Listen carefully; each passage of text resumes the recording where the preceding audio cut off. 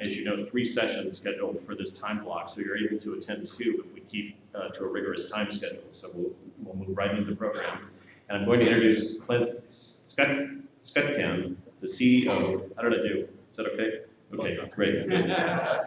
CEO of the Fort Collins Board of Realtors. Clint recently established a national consulting speaking group.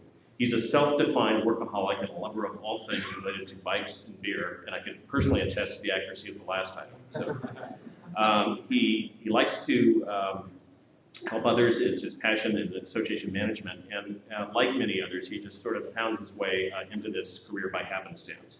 So please join me in giving a warm welcome to Clint.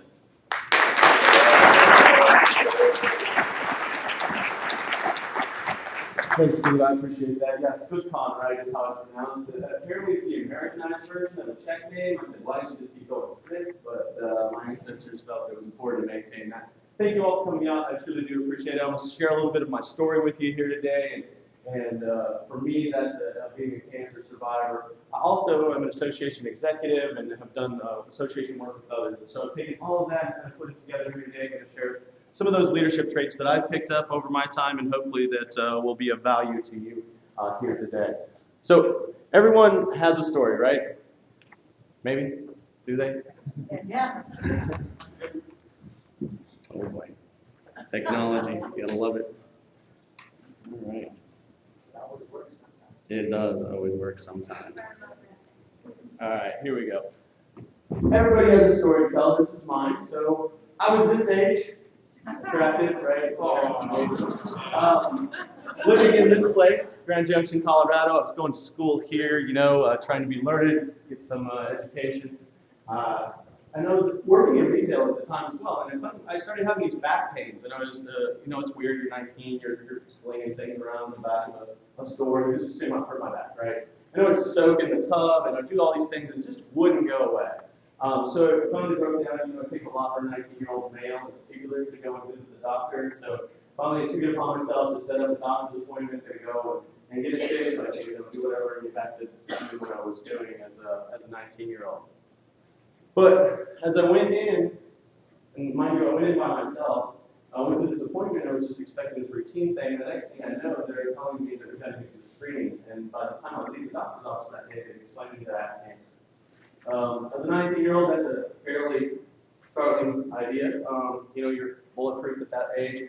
But beyond that, then there's this little thing where you have to be the 19-year-old and go and tell people that you thought about this. And so I can still remember this as I was driving to the doctor's office to talk to my mom about it. I can just remember this song in my head. And it's one of those things that even today I hear this song and I know the exact moment. Every time I drive by, I'm going back home. I can relive this song. It's so vividly. Because I knew I was on my way to tell this woman, my mom, and yes, that's her favorite child.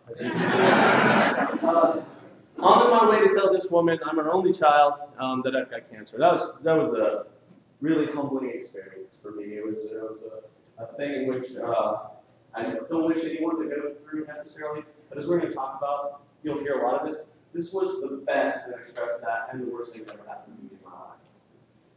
So, told the family, did all those things, settled into the idea that yes, indeed, I'm going to be dealing with cancer. I was treated at this place in Grand Junction, Colorado, and I know we have some folks here from Grand Junction. They actually have this amazing health system. So I was a real benefactor of this unique health system that they have in Grand Junction. And more importantly, I was a unique benefactor of this amazing woman in the middle here, Joanne Virgilio. She was newer into the industry at that time, and she took a very aggressive approach to treating my cancer as a 19-year-old. And we'd do all these different sorts of things, and there was a lot about this that honestly I didn't even know. Like this fact. I didn't know this until a few years ago. My parents would tell me this afterwards, that the doctor said this was basically my percent of chance of survival, 30%. I didn't know that. I just, you know, I'll get more into it coming up, but from my perspective, I was sick and I was going to get better and I was going to move on with my life. So I was 19, right? So they did a lot of these things to me, a lot of surgeries. Became half the man I used to be through one of those surgeries. I'll talk more about that in a moment. In case you're wondering, about half the man was what I lost half my soul, or you know what I'm saying? No, I might have done that this week. They also gave me this stuff. It's a real treat. If anyone's ever had this stuff, it makes you feel like this, really badly. It really knocks you down to your core. So I mountain bike in Colorado. It's one of my passions. I just talked about West Steve is introducing me, but literally to get on my bike and take a trip around the house was like riding the Tour de France for me. There were times where I'd get up and go to get food out of the refrigerator, and that was like a marathon and almost pass out. This stuff strips you to your core. I'm going to elaborate on that a little bit more later. But beyond that, it did this to me. I know you're surprised now, but at the time, at 19, I was not, as you saw, as tall as I am today. I will tell you, this was one of the more difficult parts of being a 19-year-old cancer patient. It's like being bald. Luckily, as I was told by some of my younger lady friends at the time, I had a nice district that who knew that I was going to need that so badly in the future. So I had a lot of treatments locally, but as I'd mentioned, my doctor was really aggressive in how she treated me. So she sent me to this place in Indianapolis. It's the Indiana Purdue University Hospital. And I shared doctors actually with this guy. You might have heard of him. I like to say I was Lance Armstrong before Lance Armstrong.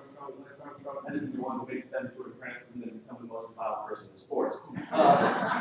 But nonetheless, my surgery was one where they would go in and they remove every other lymph node in your system. And what I was told by the doctors at the time was the equivalent of going in and like 40 different times over removing a stamp from an envelope without tearing the envelope. It was a pretty revolutionary and cutting-edge surgery at the time. So I had doctors from this place as well as this place watching my surgery. And again, as a 19-year-old, like it really starts to settle in with you, like, oh man, this is really real when you look up and you see these folks from all over the world coming in to watch your experience. And I was in the hospital, you know the little globe, you have to blow it in, and you gotta get it to a certain mark. Man, after my surgery, they ripped me up, they tore me up. I was in the room with this heart patient, I was like 75, and a chain smoker, and he's just like, he's holding that thing out there, and I couldn't even get the damn thing to move. And again, it was just like all these things. I'm seeing this guy who's sitting here in his life, and he's done all these, things to put himself here, and he's having less of a struggle than I am. Again, just tearing me down as a 19-year-old and making me realize just, what the world is really about and what's important. So I went through that and had amazing support, doctors and family and folks who raised money and did all these great things. And ultimately, I got better. And then even, 19-year-old, I want to move on with my life. So I moved to this place, Fort Collins, Colorado. You know it? Anyone? We sell a lot up here. That side, that's us. That's our water you're consuming. It's an amazing place, and I moved there simply to do this. I was 19, I'd gotten past this scenario. I just wanted to do this, ride my bikes, have fun, experience life, and I did that for a good bit of time. But as so many do, you kind of want to settle down and get to moving on with your life. So I went to Colorado State University. I originally went there to do some radio stuff, but I would ultimately end up studying sociology, and as I understand now, it was so I could herd schizophrenic cats when I grew up and was an adult. Trust me. Super beneficial. I would initially go into talk radio. I did talk radio for about 10 years, and it was a great hobby before I actually got a career. For those who ever thought about going to radio, it's great if you want to be paid convenience store worker wages while working, 80 hours a week. But I learned a lot of things about myself during that time, including preparation and the importance of it. We're going to talk more about that later. I would go on to work for the medical society. Ironically enough, with the doctors who had helped me to get better. Some of them would become my members, worked with them for a great deal of time. What an amazing group of people to work with from a leadership standpoint. When you see how they treat you and have been there and been treated by doctors, and then you see how they work in their business. They are very, very unique individuals in the way that they think, but a lot of leadership qualities to be learned from, for sure. After that, I was employed with Fort Collins Board of Realtors. I've been there for 7 years. Really excited about all the different things we've done there. We have some nationally recognized strategic planning programs and approaches. And so, again, have learned a lot through my time with the Fort Collins Board of Realtors.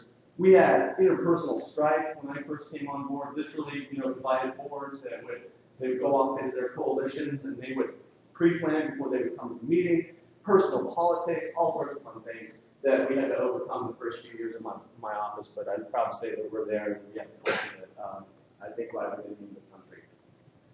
So that's me. That's kind of how I've gotten to here, and this kind of sums up who I am as a person. I'm tightly wound, somewhat unique, and probably a little bit difficult at times, but I think a lot of those traits you have to have to be a good leader. And in case you're wondering, I have one of these. I did that. So even though I'm half, I'm still good enough. Excuse me. So I'm going to share with you, that's a little bit of my backstory. I'm not going to go too much more into that. We'll share some of it as we work through this. What I've got here for you today are a couple of things. One, we're going to talk, again, this is the best and worst thing that ever happened to me. So just shout it out, some of you out there. What one word comes to mind if you think about either the best or the worst thing that ever happened to you? Divorce. That is the number one answer. Divorce. Boom. Every time. And it's true. It can be that. For some, though, it can be as little as, maybe you just had a charmed life and you had the one day where you had a splinter of your nail. I don't know. So whatever that is, whatever that one word is, or that one issue and topic, what I want you to do is does everybody have these sheets? For those that don't raise your hands, we'll get you one. This is a concept that I've developed myself. I'm a non-linear thinker. We're going to talk more about that in a moment. But with that, all of our note-taking, everything we do in life is still linear, right? We do note here, drop down, and do all that. So I've come up with this concept called center-based learning notes. And what I want you to do is you've got two of these. One, I want you to write down in the middle of that either a best or worst thing ever to happen to you. And then from there, what I want you to do is place that main topic in the center. You can put your biggest challenges, your greatest success, and then I want you to fill in these quadrants around the main topic with group or related thoughts, just as you would do with bullet points. Don't be afraid to turn paper. And here's my, how many of you do this? They play along with me? Do this center-based? Liars. 3/4 of you will turn it over and right on the back, I promise you. Being a leader requires getting outside of the norm, outside of your comfort zone, and I'm trying to test you a little bit here, but I also believe that for those that think a little differently, studying and looking at this from a circular nature rather than a linear, top-bottom type of nature really changes the way that you remember things, I think it changes the way you interact with people. Is that fair enough? Everybody kind of get the gist of what we're doing here? I want to see afterwards those raising their hands that actually stuck to the front side, because it really is, you'll find yourself wanting to turn it over. So we're going to start with some of the things, what it takes to be a leader. And really, I want to start with a couple of different things. You got to start with the concept, and to me, leadership. Yes, some of us have innate qualities, but to me, leadership is honed, it's worked on, it's something that's prepared for. In radio, like I said, I would go on and I would talk 4 to 5 hours. And I can promise you, if I didn't prepare in the right way, that 4 to 5 hours was very differently than if I had prepared in the right way. And I think leadership is the same way. I think one of the things you want to do is to set a baseline. So surround yourself with experts. In my case, and a lot of where this comes from, when I was getting treated and I was getting diagnosed, I had lots of experts around. Doctors, all sorts of things. There for resources for your family, all of those things that were experts on certain things. My mom was an expert on me trying to take care of me, more so than I was certainly at that age. But I had all these doctors and everyone around me. So surround yourself with experts. Leverage those folks that you have in whatever entity. This can be applied for many of you. How many of you are association leadership folks? Okay, so a large number you have that one, but I'm guessing you're a leader in your own business, whether it's a leader of an office or just your own individual business. So be thinking about this. Gathering data is really, really important. Again, have the information to work from before you start becoming a leader. The worst thing that you can do, and one of the ways you can compromise your leadership role, is not to come prepared and not to have data when someone else does. Because a lot of times, folks are going to chip away at your ideas and your concepts, and some of those folks are far more well prepared than others. Others are just going to do it from an emotional standpoint. But if you're not able and ready and prepared to counter any of the data that comes your way, you can get thrown away.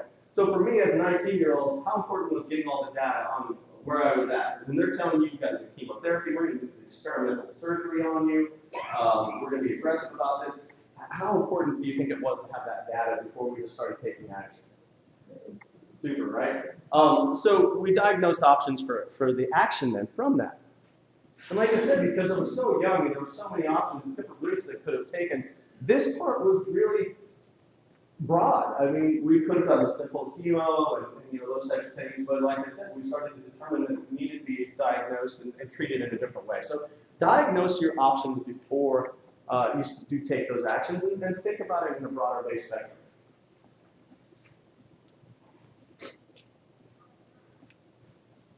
Beyond that, and beyond the data and baselines and all those things, and this is something we'll get into in mindset a little bit later when you're actually in those leadership challenges. But be human and feel. Probably not my strong suit as a 19-year-old boy, like it may not be today, so some would say. But being a human and feeling becomes very important in being a good leader. Appreciate and consider the unexpected. You're going to encounter any number of positive things or negative things when you're in a leadership role, right? Think about those ahead of time. And for me, again, being 19, this is certainly unexpected to have had to deal with the cancer aspect, but I really tried to appreciate it as much as I could. And it's hard sometimes to do that. It's hard when you're, honestly, you can't keep anything down, the food down there, that, like, it wasn't like, yes, this is the greatest experience ever. But trying to keep it in the context of the bigger picture. And that will be important when you're in a leadership role. Because there are going to be days where it's great, it's awesome, and they're patting you on the back, and you're taking pictures up on Capitol Hill, you're doing all those things that are rewarding, right? There are going to be other days where there's just someone that wants to dictate what it is that you're doing. If you're taking action. And so I think it's really important to embrace that. Some things are going to have to be torn down before being built back up. For me, literally, it was the chemo I talked about, where I couldn't even get around the house. For me, just literally ripping that thing down to its core before I could move forward as a person was important. And I think at times as a leader, you need to do this for yourself. And it can be hard to do that self-assessment and ask those really hard questions to get it down to the bare bones. But I do think it's something that's really important as you're preparing to become a leader. Have a willingness to tear some things down. Now, not everything. I mean, there's obviously some established things that are working in whatever leadership capacity you're interacting in on. But I think overall, what you really need to think in terms of is if you're going to go into a situation, the ability to understand the bare bones of it will really help you to look at, I think, the broader picture. This one was huge for me. Not everything is a matter of fact. So you've got all the data, and you've got all the experts, and they're telling you 30% chance of surviving and all those things. For me, I'm glad my parents never told me that. I don't know how that would have reshaped my thinking. But for me, I was sick. I was going to get better, and I was going to move on, right? That was my focus. That was my mindset. And I truly believe, outside of all the chemo and the great doctors, I truly believe the biggest reason I got healthy was because of my mindset and my positive thinking. And I know for some it gets a little, weird and all that, but I believe in the power of the mind and the spirit. And I think this aspect of being a human and being a leader becomes very, very important. Know when to utilize those facts and when to know, especially if you're coming from the right place, that you can overcome those. You're not limited by the facts and the data. Oh, and one more. The importance of being relatable, and we're going to spend a lot of time on this actually. I think there's an important aspect to the fact of being a leader that someone can relate to and feel good about. And again, be human. Don't be always in that role of, I'm up here, you have to relate to me. It's relatable. It's a two-way street. So once you've kind of gone beyond that basic, understanding and the preparations of being a leader, you're going to get into the leadership roles, and there are going to be a number of obstacles. We're going to cover kind of three aspects of this. We're going to cover mindset. We're going to talk about resources that can help you do it. And then we're going to talk about decision making. And decision making is an interesting one because I think everybody says, oh, well, you just get in there and you decide to make a decision when you're deciding on it. I don't see it that way. I think it's a matter of also preparation, and there's some skills that we can look at in doing that. But the mindset, I think this is a great place to start. And I already talked about being positive and all those things. But for me, I'm a nonlinear thinker, right? You guys have these weird note things in front of you because I'm a nonlinear thinker. I'm very much someone that believes in the cyclical nature of our thinking, of all these things. This is an important one, especially when you, for those of you who are involved in the associations, I came to this association world when everybody had a theme. Every year was a theme, and it was different from the previous year's theme. And it was always about that person's legacy and what they were going to do that year. Now, I'm not diminishing the importance of those of you who are in leadership roles, but I would say to you, if you truly want to have a personal legacy in life, don't look at your year as a beginning and end, and that's my only time and my only ability to make an impact as a leader. It is non-linear. If you are able to take an approach that you're building towards a greater organizational improvement, I believe that recognition that you might seek in some of yours are in that way, and that's fine, whatever it is that motivates you. If legacy is one of those pieces, I can promise you if all you're ever focused on is your individual legacy in an organizational context, you're going to fail. You may succeed for a duration of time, a short period of time, and you may feel really good about that, but I can tell you over the long term, it's not going to go well. I really would encourage you to think about the actions that you take, whatever time it is, and so for many of you, it's from this point in the year to that point in the year. And I know there's a sense of urgency, and you've done a lot of work to get there, but don't think of it as the beginning and end. Think about the things that you're doing today and how they're going to impact your organization far beyond you. Those types of aspects, I believe, build legacy beyond personal legacy. Odds and majorities don't define our outcomes. I think a lot of times, and in particular, we often describe and mix up and call majorities as what's really just the vocal minority, right? We do that. We do that in board of directors. I think it's something that's important because there, again, going back to the 30% aspect or whatever it is, there's sometimes this momentum or pressure, whatever it might be, to go a certain direction and that it might define an outcome. I don't believe that. I think you have to have a mindset of challenging that when it's necessary. It's not always necessary, and we'll talk about some of the reasons you might want to challenge it and places you come from in a minute. Enjoy the experience and process. I'm a process wonk. I love policies. Mostly, I love them because they are the greatest protector in those oh shit moments. And you have those when you work with volunteers, trust me. And we're going to talk a little bit more about that. But I really do enjoy the experience. I love life. It's one of the things that's one of the biggest reset buttons that I was afforded as being a 19-year-old who was challenged by cancer. If you can get that childhood approach, or that joy, and insert it into your leadership role, I really feel like that is such a huge, huge buffer to all the negativity that's going to come into your world. And sometimes it is just that funny. Of course, there's like 3,332 surveys and studies on the power of laughter. Now, I believe that. How many of you are laughing people? Like, give me some good belly roll time. Some of my best friends, and my life is good. But I'd say even beyond this, spend time with your leadership. Have some fun. Like your board of director members, take them out for coffees, take them out for adult beverages, whatever it is. Spend some time with them and have fun. It is so much better in the moment when you have difficult choices and difficult decisions to have had those previously established relationships. And sometimes, if my board of directors meeting, when things get a little edgy, I can promise you there are 2 or 3 jokesters in the room that know how to remove that edge in the moments. And it makes such a difference when you're in those situations where it can go one way or the other. You can really get into some bad type of situations when you're making decisions. But for whatever reason, when you have those types of relationships with people, it makes such a difference. And this one you can take literally or not. Don't fill voids with shortcomings or false things. So for me, I didn't fill my void. It's still there. No vehicles for me. But in a more physical aspect, I think a lot of times in a leadership capacity, when there are things that come by or opportunities or challenges or whatever, it vacates a certain area of our decision making. And sometimes that really is hard to see and just let it sit there. And we want to rush to fill that. And a lot of times that rush to fill that is not very thoughtful and it can be very emotion laden.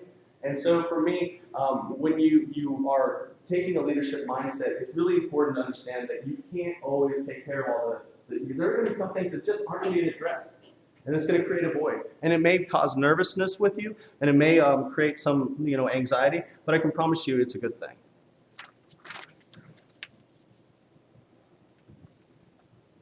Resources and tools.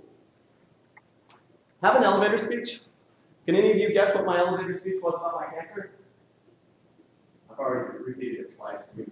When you're 19 and you're going through cancer and you're bald and you look different and your friends don't necessarily see you as who you were, and they immediately, how many of you have been around someone who's sick and then you don't know how to act right all of a sudden?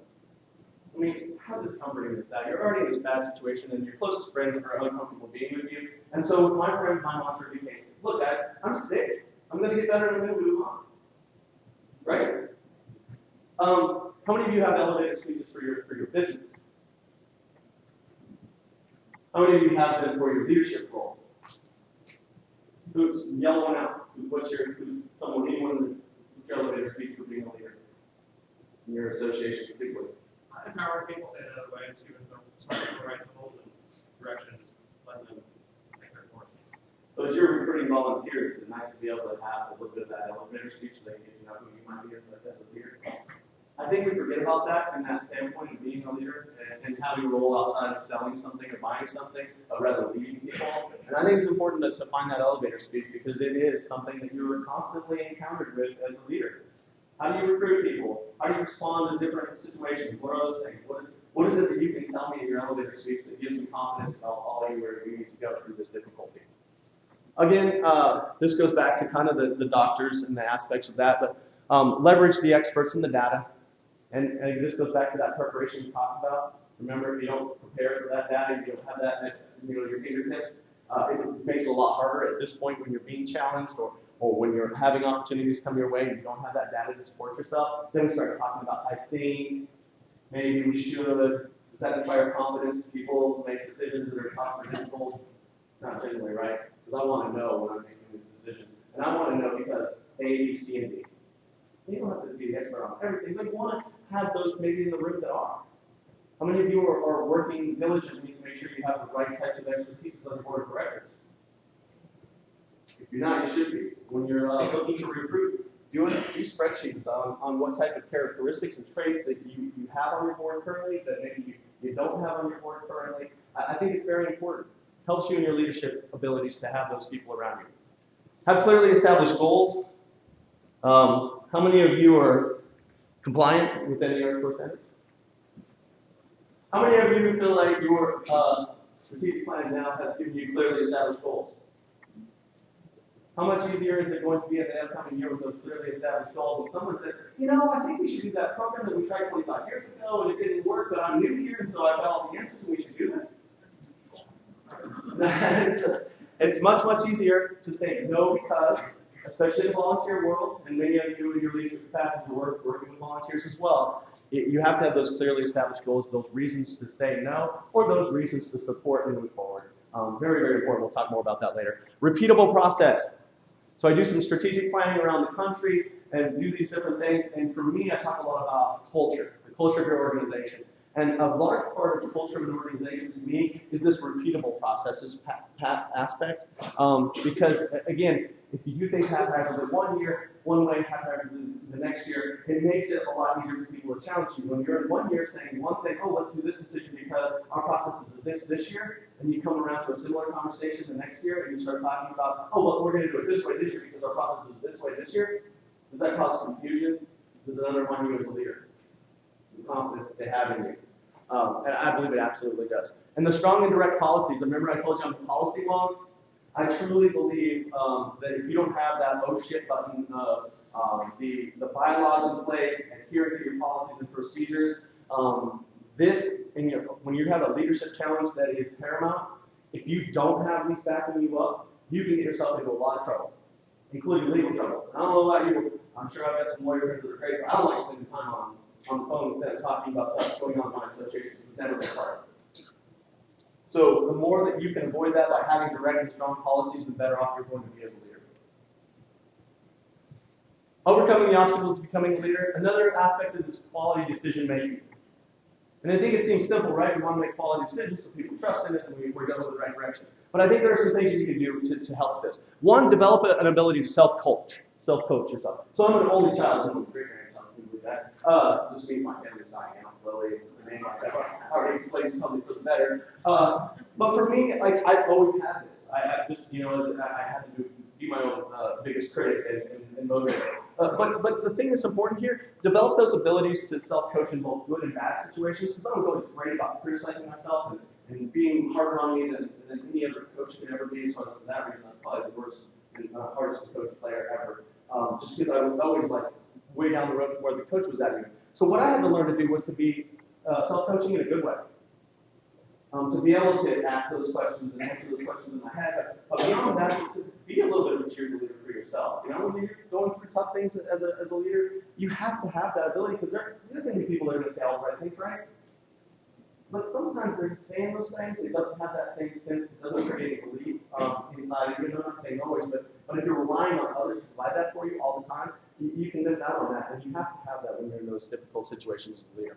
Understand and go beyond your own deficiencies. This kind of gets back to that part of, I had to get to the point where I realized I wasn't the best self-coach from a positive aspect. Whatever your deficiencies might or might not be, as you're in a leadership role, be willing to face those and admit to those. The worst thing that I've had when I've worked with leaders in my role is to get to that leader who's asserting themselves and assuring me that they know everything, and it's what I like to call false confidence. Oh yeah, I got this, I know this, and then you find out 2 weeks down the road, they didn't have it, and they didn't get it. And now you got to go in and clean that up. I think it's a really important thing, and it's a hard thing to do, and it leads to trusting in others, right? If you admit you have deficiencies, you probably have others that you have that you can trust filling those deficiencies in the right way. And so you want to make sure you do that. Have a healthy bit of assertiveness. And this one could be interesting. When you're asserting yourself, whether it be under circumstances where maybe you're the only one who's rallying towards doing something new, or it could be in a situation where there's a lot of disagreement on the decision that's being made. When you're assertive, and there are going to be times where you just have to take a leadership role and assert yourself, the one thing I would say is do that with the underpinning and the understanding that it's not assert your beliefs and yourself, assert what is right for the organization and what you believe long-term is going to be for the betterment of everyone. And those sometimes are, I mean, I've been in some situations where there was personal overlap with professional decisions, and I had to really assess whether or not, was I asserting myself from that personal standpoint, or was I doing it from a professional standpoint, looking out for the best interests of my organization? And that's also a hard one to know. Appreciate the small steps that lead to those long-term gains. As I told you, man, literally almost passing out, going to the refrigerator to get, whatever it was I was getting out of the refrigerator on 19. I can tell you, once I was able to breeze to the refrigerator, all of a sudden I'm like, man, that's a small favor, but it sure is good. Because I like going to the refrigerator a lot. Be a thoughtful change agent. And this one I want to look at from the standpoint of, and I'm checking on time here, just want to make sure we're staying where we need to be here. But focus on the betterment piece of this. I'm probably accused of being a change agent far more than I should be, and more aggressive about it. But if you're focused on the betterment of your organization, I think being a change agent is a good thing, in that you don't get stuck in the, wow, we're having success, and everything's amazing, so we don't have to do anything differently. Be a thoughtful change agent. And I think that's too something that has a delicate line to it. There are some times where maybe change is just for the sake of change, it's for the betterment of the organization.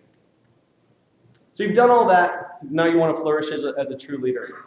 So you got what I call the 3 C's: charisma, character, and consistency. And a lot of this starts to repeat what we've already covered, but I think again, I'm a repeatable process guy. For me, again, I talk about the culture of an organization. To me, culture of an organization is, first of all, repeatable processes, but then you want to get to consistent outcomes, and we're talking more about that in a moment, and then you want to develop shared passion. To me, those 3 things, if you can do those, it defines the culture of who you are as an entity, an organization, and a business. And so a lot of these go into that. Charisma. Not everybody is Obama, right? Like, I don't care what your political leanings are, I don't care what your thoughts are with regard to him, but we all agree that guy's pretty charismatic. You think that's just kind of who he is, and it's a part of what made him a successful politician? There's certainly that type of charisma. I think there's more to charisma than just that innate aspect. I think there are things that you can do to create charisma, in particular with those that you work with closely. Inspire others and become someone worth following. And this gets to a lot of consistency pieces, it gets to the preparation things, all those things that we talked about as the baseline. Now you've encountered some of this, and you've gone through challenges and opportunities to grow as a leader, and now you've got to do this over time. Be someone, you do this through demonstrating how you make decisions and who you are as a person. But when you do that, it is pretty amazing to see people follow up and get behind you. It helps to push you forward. Establish shared destinations and outcomes. Again, I'm a big believer in the whole strategic planning aspect, and that being like actually stuff we're going to do this year to move us towards our long-term vision. Because when we're doing that, we're establishing repeated destinations that we show up to, right? We went through this year, we accomplished these details for this year. It got us further down the road, but beyond that, it's helping us long-term to get to our vision of who we want to be when we grow up. I think you can do this for any number of different things, but when you get there, understand the power of those successes. And don't be afraid to share them. It ain't right if you did it, right? And you guys most of you are with associations. Are you telling your story when you have your successes? And I don't mean just at your board of directors level. I think it's really easy. Oh, well, we shared it with the board of directors meeting. Like, if you guys have completed your core standards requirements, tell your members that. We just met NAR's core standards. We're exemplar. However you want to, it's your story to tell. Share that with the general membership. And develop collegial relationships focused on improvement. Again, when you get to these places and you have these successes, share those successes with others, but also be willing to incorporate their thoughts into it as you're going along.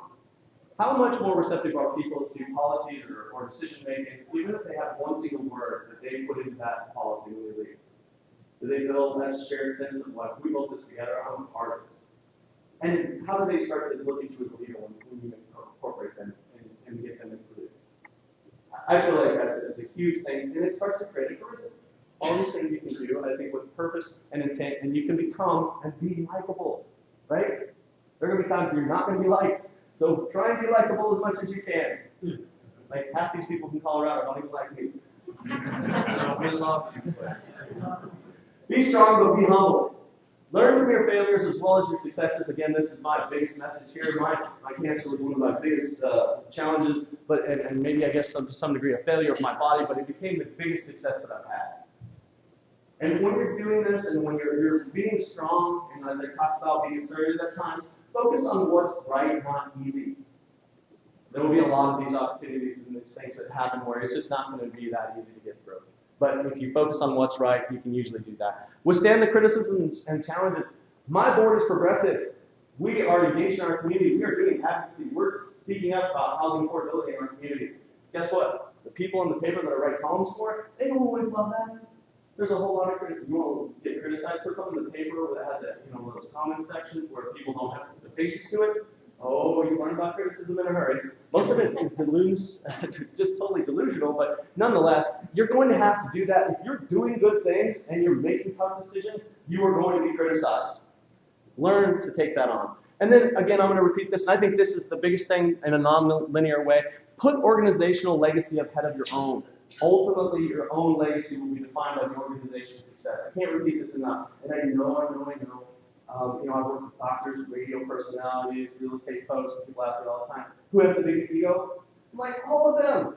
You all demand that. Like, no one wants to drive around in a B-72 Datsun, beat up with rusted out, fenders while they take them to $1.5 million home and they're making the largest investment of their life. They want you to be confident in who you are. Doctors, if they're cutting into someone with the idea that they're going to make them better, I sure hell hope they believe what they're doing is right. All right, and then I'll close out with this. Consistency. Provide comfort. Give people comfort. No one likes to be on the bumpy road that's winding and turning, especially when they can't see out the front window. It's like riding in the back of your grandmother's Suburban. You're looking this way out the back, and you don't know whether you're going or you're coming. No one likes that. They want comfort. They want to be able to sit in the back of the Suburban with a napkin on, see the turns and twists that are coming, and in fact, if it's going to be a bumpy road ahead, they don't mind someone saying, hey, it's going to get bumpy. But be consistent about this. Create repeatable processes. I can't repeat this enough. Leverage those repeated processes and successes. Seek consistent outcomes. This is when you know you're doing things right.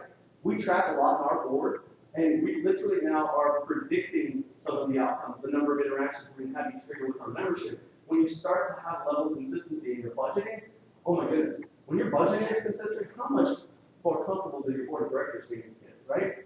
This is important. And then celebrate those successes of all sizes. Be consistent about it. Just celebrate that stuff. Make people feel comfortable. And with that, I'm going to wrap up. But before I do, please tell me you learned one or two things. Yes? Shout out. One thing you learned today. Consistency? Charisma. Let's get that. So, very good. How to use it. Okay, yeah, hold up your notes. Who did your notes? Front page. All right. Take those home, read those back over, and I'm curious to see how you process it. Thank you for doing that. You're so much better than my previous audiences. Thank you for sharing it. Big hand for Clint, please.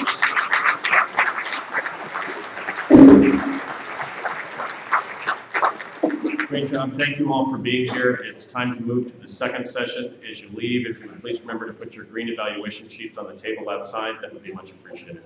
Thank you.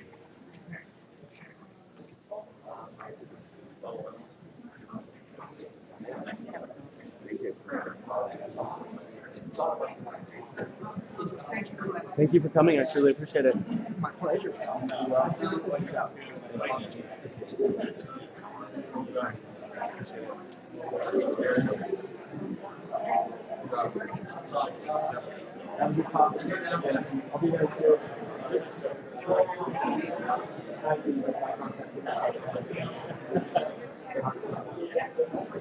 Thank you very much. I'm also a cancer survivor, so I hadn't thought about like using that.